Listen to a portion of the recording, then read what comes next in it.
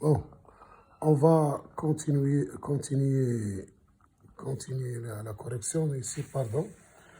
C'est M1 de R. Donc, R de psi est un hyperplan de M1 de R. Et sa dimension, c'est n carré moins 1. Donc, l'autre espace propre, donc, qu'est-ce qu'on vient de démontrer? On vient de démontrer que 1 est une valeur propre de phi d'ordre de multiplicité n carré moins 1, et qui est égale à la dimension de E1, puisque phi est diagonalisable. Donc, la suite, c'est la page 8.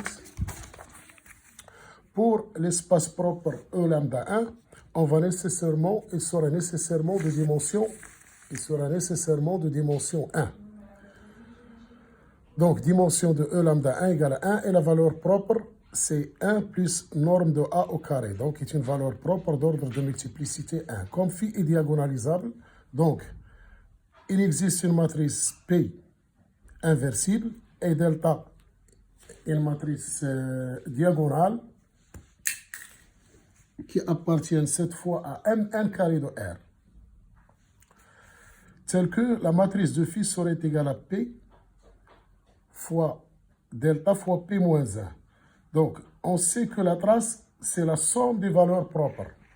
Donc, comme on a 1 est une valeur propre d'ordre de multiplicité n carré moins 1, donc il est répété dans cette matrice n carré moins 1 fois. Donc, la trace de m de phi, bon, ça c'est la trace de m de phi, c'est n carré moins 1 plus 1 plus 1 au carré. Bon, ça c'est juste une indication que je mets ici. Donc, puisqu'on a trace de phi égale à trace de matrice de phi égale à trace de P delta P moins 1, et comme on a vu la propriété précédente, trace de AB égale à trace de BA, donc ça c'est la trace de delta P moins 1 fois P. Donc en fin de compte, trace de phi égale à trace de delta. Et trace de delta, bien sûr, c'est le nombre de fois où il y a 1, c'est n carré moins 1 fois, plus 1 plus norme de A au carré. Donc ça égale à n carré plus norme de A au carré. Donc on vient de montrer que la trace de phi, c'est n carré plus la norme de A au carré. Et le déterminant de phi, c'est la même chose. C'est le déterminant de P delta P moins 1 et qui est égal au déterminant de delta. Donc c'est 1 à la puissance n carré moins 1 fois 1 plus la norme de A au carré. Donc ce n'est autre que 1 plus norme de A au carré. Donc on vient de montrer que bien sûr cette application linéaire phi de M1 de R dans M1 de R, son déterminant est non nul, donc c'est une matrice inversible.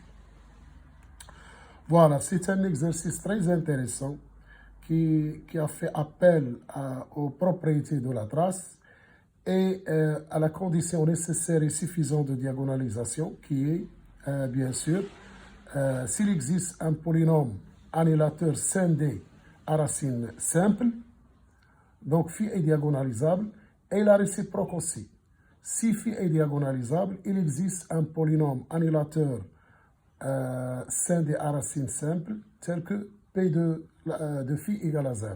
Et bien sûr, ce polynôme annihilateur, dans ce cas, si phi diagonalisable, ce n'est autre que le polynôme minimal.